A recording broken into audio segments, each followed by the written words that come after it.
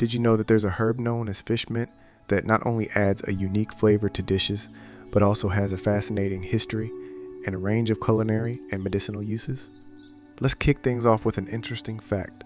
Fish mint, scientifically known as Houttuynia cordata, is sometimes called lizard tail due to the shape of its leaves.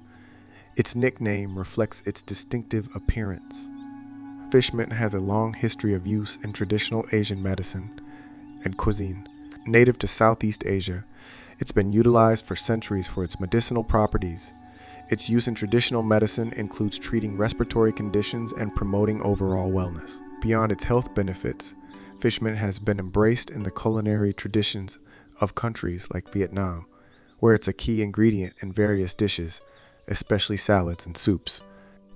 Fish mint is a perennial herb that's easily recognizable by its heart-shaped leaves. These leaves are green with striking red or pink veins, adding to its visual appeal. The plant grows vigorously, often forming dense mats, and produces small, inconspicuous flowers. This herb thrives in moist, well-drained soil and prefers partial shade. It's an excellent choice for gardens with high humidity levels. In fact, it can even tolerate being partially submerged in water, making it an ideal choice for water gardens or areas prone to flooding. Fish mint is not just a culinary delight.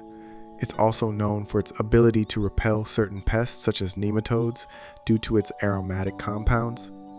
This makes it a valuable companion plant for vegetables like tomatoes and carrots, helping to protect them from soil-dwelling pests.